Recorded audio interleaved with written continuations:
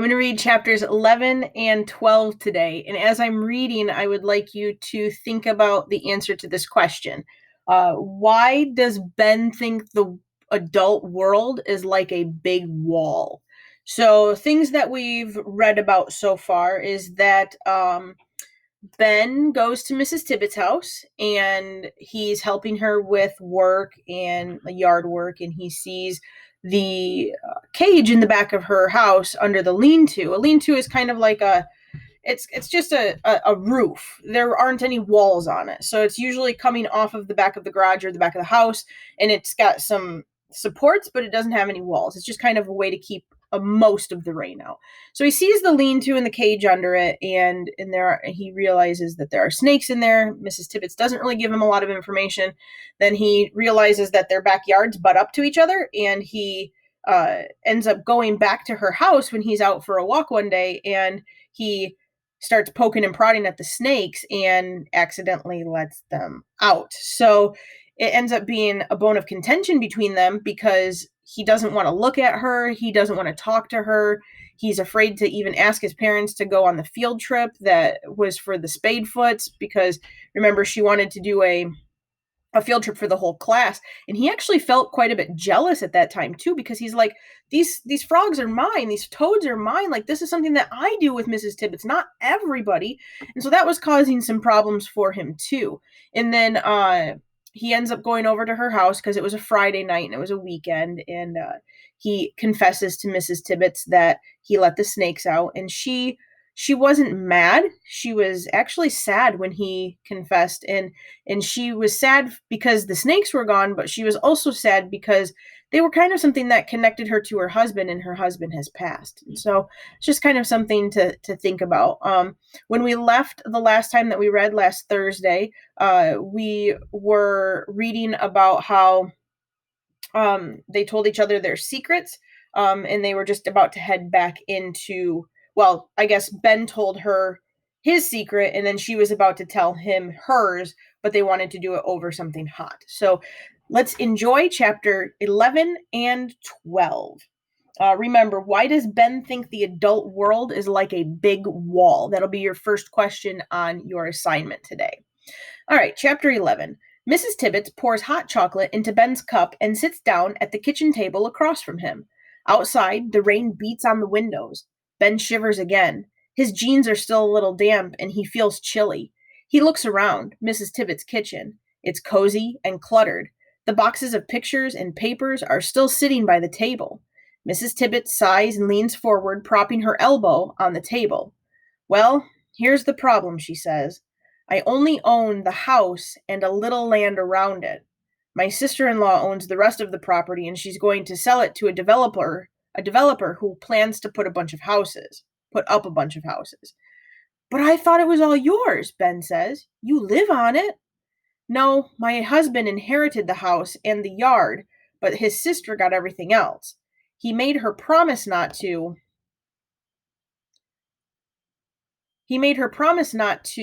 develop it right away after he died, but it's been over a year now and she's got an eager buyer.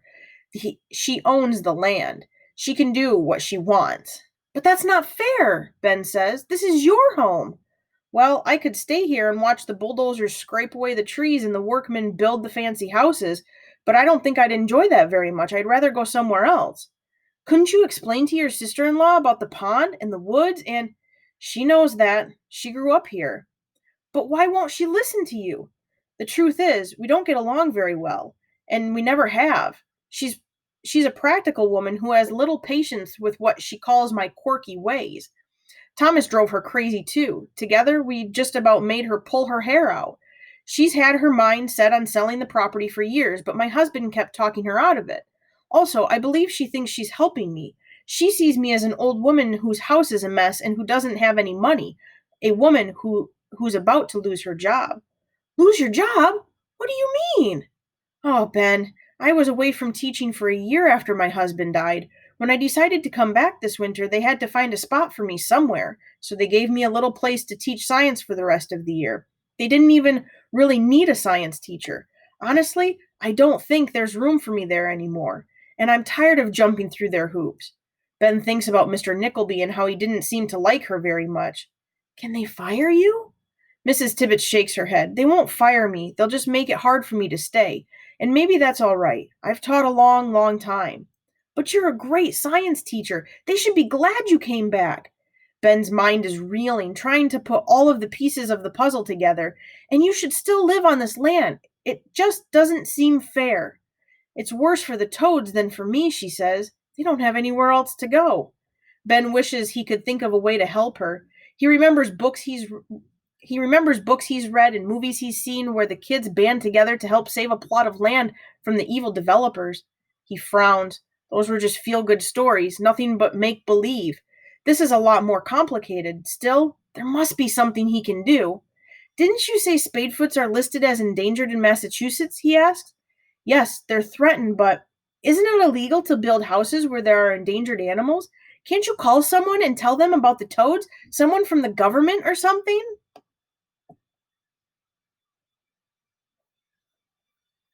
Mrs. Tibbet sighs, and she suddenly looks very old. To save the toads, you have to save the habitat it lives in, have it certified as endangered. But it's hard to do. And if I did that, if I called someone, whatever's left of my relationship with Tabitha would fall apart. She'd never speak to me again. She already found someone to build houses. Stopping it now would be like starting a war.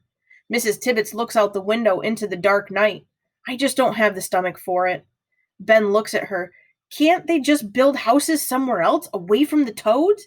It's not that easy. The pool is close to the place where they'll need to build the road.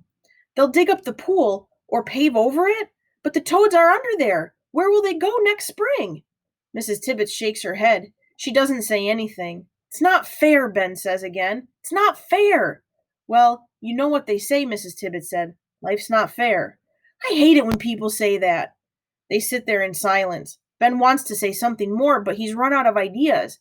He had thought his own problems were confusing, but there's nothing compared to the problems in Mrs. Tibbets' life.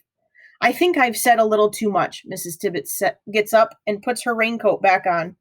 I can see I've overwhelmed you, and I didn't mean to do that. It's time to get you home. Your parents will be worried that you're getting webbed feet in this weather. Mrs. Tibbets stops her station wagon in Ben's driveway. He climbs out. Thanks, Mrs. Tibbets, he says. Thank you for coming. I was glad to have someone to share this incredible night with. Ben waves and closes the door. Halfway up the driveway, he turns back. Mrs. Tibbets rolls down her window. Yes, she says. It's still not fair. Right, says Mrs. Tibbets. It's not fair. Maybe the overtoad will eat 'em all up. Chapter 12. After school on Monday, Ben sits at home in front of the computer. The notes for his geography report are scattered all over the desk. Printouts about the Sonoran Desert, pictures of saguaro cactuses with mountains in the distance, maps of southern Arizona. So why can't he start writing his report? Thinking about the desert makes him think about lizards. Thinking about lizards makes him think about Lenny. Thinking about Lenny makes him think about Toby. He rummages through the pictures of the desert and stops at one he had almost forgotten. The heading says, Couches, Spadefoot. It looks a lot like Mrs. Tibbets' Spadefoot, except it has yellowish spots all over its back instead of the two stripes. Weird that there are Spadefoots in the desert, too, he thinks. He reads the text under the drawing. There's no mention of it being endangered or threatened.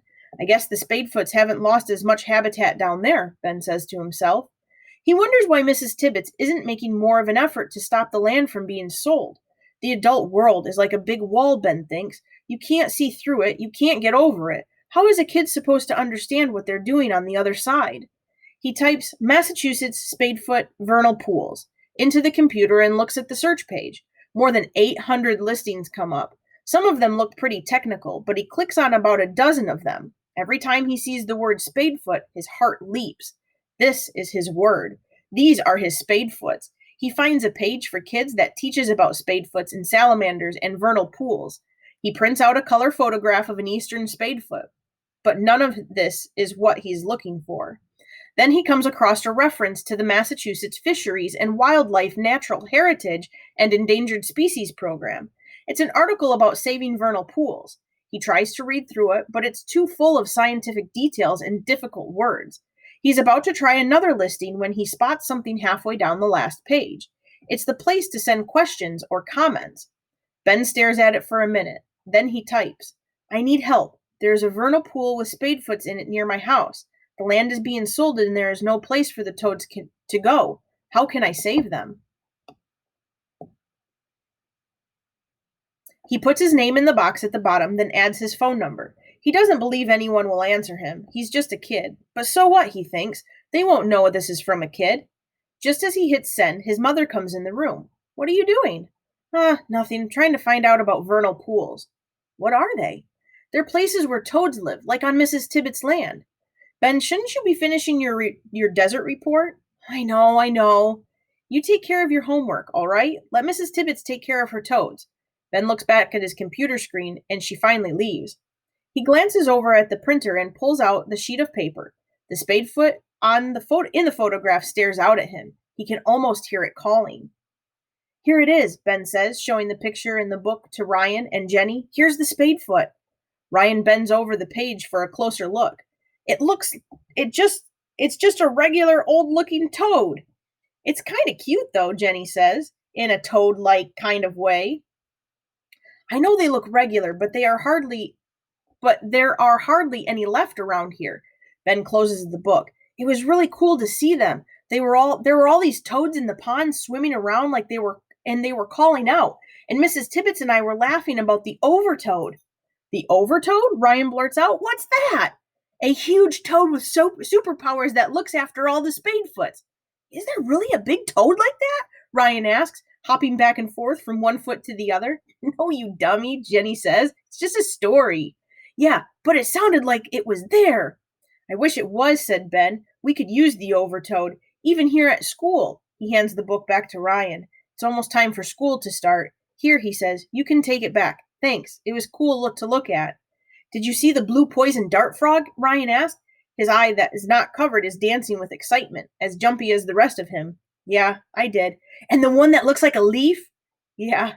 And the one that has circles on its rear end that look like big eyes? Yeah, Ben says, like two cross eyes. They were so funny. He crosses his eyes trying to look crazy. Suddenly, a shadow of hurt passes over Ryan's face. Jenny gives Ben a look, letting him know that he's made a big mistake. Thanks for giving the book back, Ryan says, and turns away. Oh, Ryan, I wasn't making fun of you. I can't help it about my eye, Ryan says angrily. I can't help it. Come on, Ryan, I don't care about your eye. I know you don't care, Ryan mutters. I meant, everyone to your seats, says Mrs. Kutcher, rapping on her desk with a pencil. Time to get started. Jenny sits down and turns to look at Ben. I know you didn't mean it. Ben rolls his eyes. I'm an idiot. No, she says, you're not an idiot. You're a little weird sometimes, but being weird is much better than being an idiot. Ben shrugs. Yeah, but what if you're an idiot who's weird too? Now that's a problem, Jenny says. You might as well give up right now. Nothing worse than a weird idiot. I know, Ben nods. I know. Ben watches Ryan all through the morning, but Ryan avoids his gaze. At lunch, Ben sits next to him, hoping that he can get him to smile, but Ryan just keeps his head down and doesn't say a word. After a few minutes, Frankie plops down across from them and promptly starts stealing French fries off of other kids' plates. He stuffs his fries into his mouth, seeing how many he can get in at once. The boys around him gawk. If it wasn't Frankie's way of showing off, Ben thinks, it might actually be funny. But even Frankie's French fry-packed mouth doesn't make Ryan smile. When Frankie sees that neither Ryan nor Ben is laughing, he opens his mouth so everyone can see the mashed-up French fries. A few soggy bits spill out onto the table. Dennis DeMio, Danny Martin, and Tommy Miller are laughing their heads off. Frankie chews and swallows a huge lump of mushy potatoes, then looks at Ben and Ryan. Ben can see him trying to think of something to say.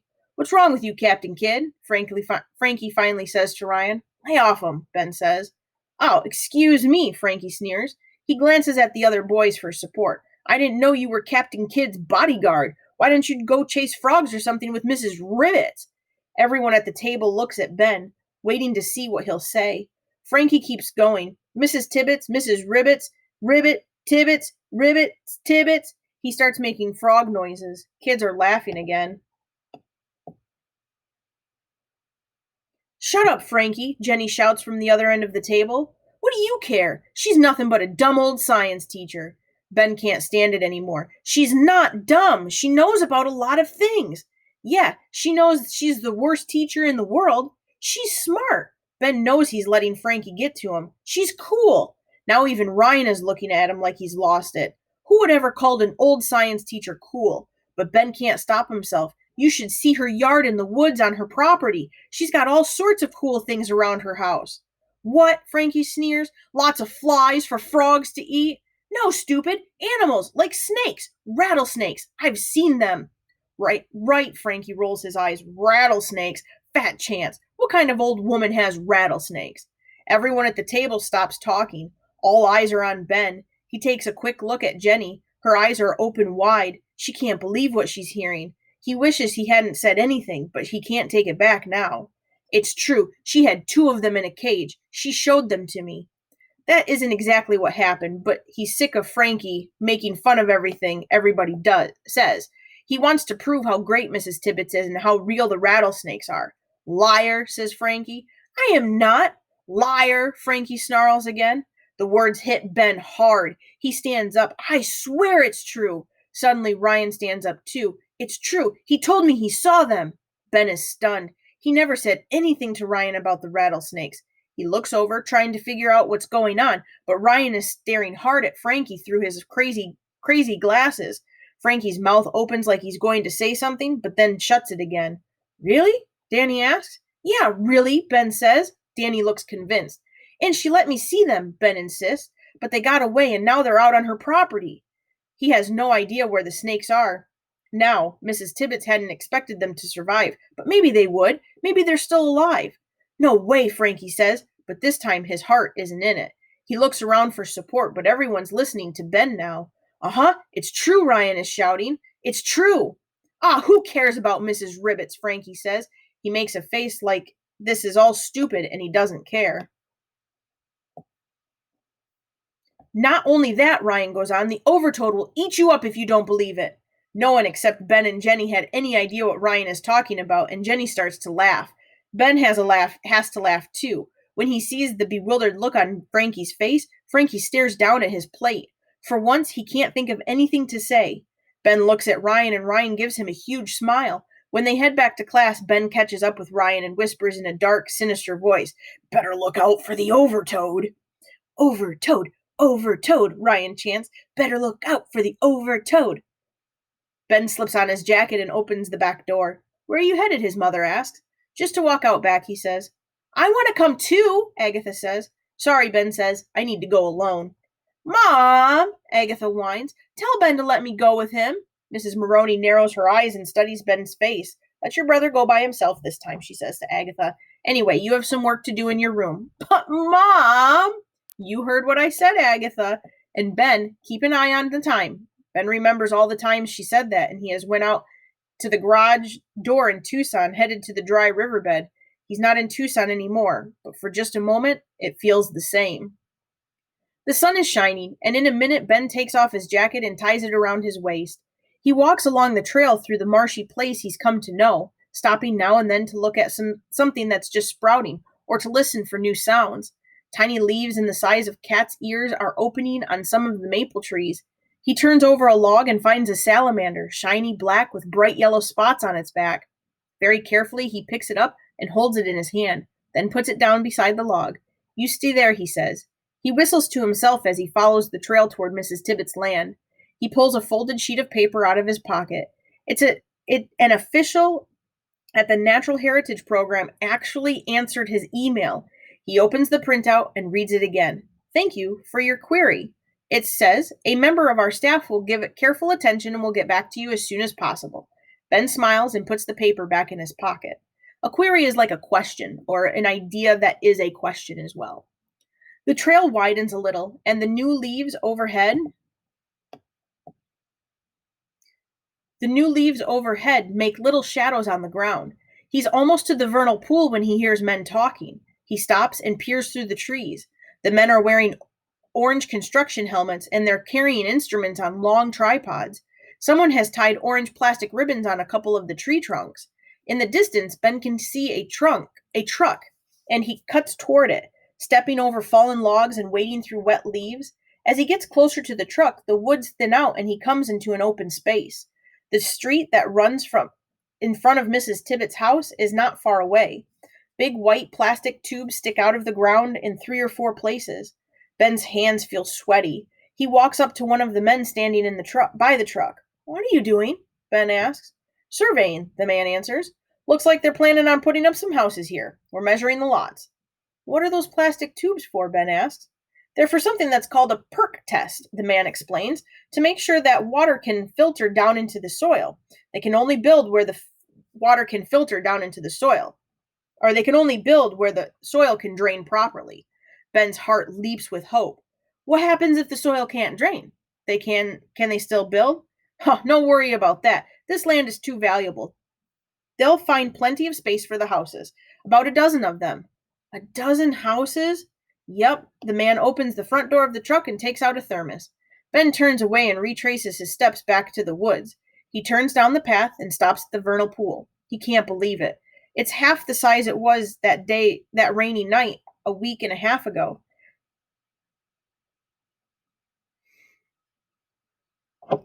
Excuse me.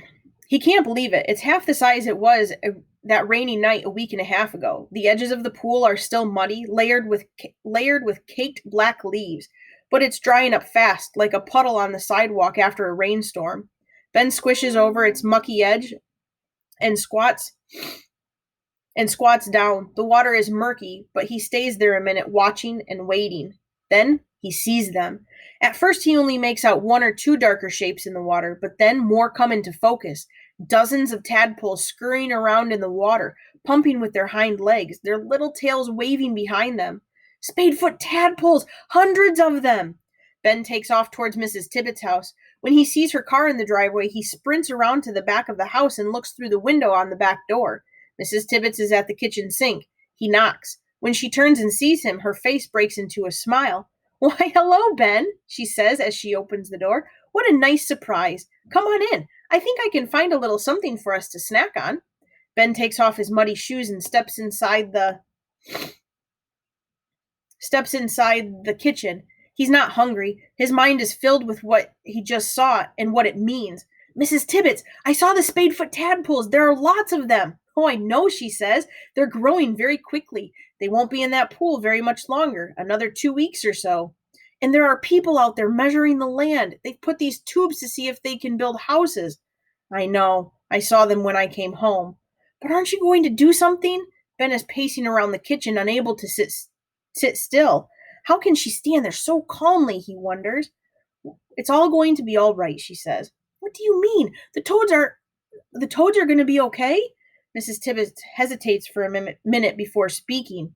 "Ben, I don't expect you to understand, but I explained the problem. My sister-in-law owns the land. She's going to sell it, and the more I say about it, the worse it gets. I don't think we could prove the land is endangered habitat anyway." "But it is! We know it is! We have to try!" Mrs. Tibbets has a pained look on her face. "So sorry, Ben." "Did you even call the people at the state?" Ben says. "I sent them an email." Mrs. Tibbet's eyes grow wide. "You did?" "Yes, and I got my answer today. Look." He pulls out the piece of paper and shows it to her. "Well," says Mrs. Tibbets, "if Tabitha gets wind of this, she'll scream bloody murder. It wasn't you. I did it." Mrs. Tibbet sighs. "Ben, it was very nice of you to try, but this is just a form letter. They probably send these notes to everyone who writes in. But they say they'll get back to me as soon as possible. I know you want to help, but I am afraid there's nothing anyone can do now. Even if they did respond, by the time they came out here, the pond may have dried up." "You should have called them," he mutters as he turns to leave. "Maybe, maybe not. Everything will work out," Mrs. Tibbets calls to him. "You'll see." Ben looks back at Mrs. Tibbets. He can tell by her face that she doesn't believe what she's saying. She's given up. "Forget it," Ben says over his shoulder. He pulls his shoes on and stomps out the door and around the garage. As he rounds the corner near the garden, something makes him look back.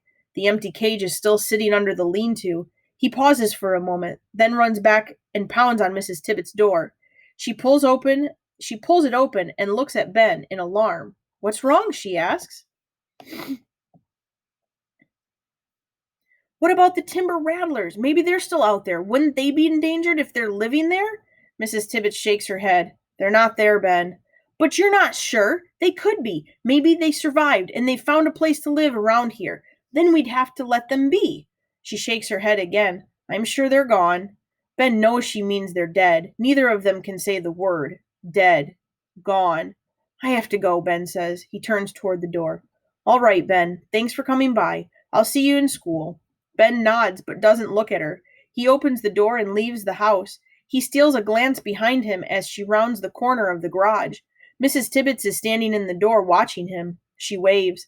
Ben heads down the path toward home. The sun is hot on his face and she hears the chickadees. He hears the chickadees over his head and he passes into the woods. A blue jay brays out overhead, warning everything around that Ben is coming through. Little green shoots are coming up beside the path.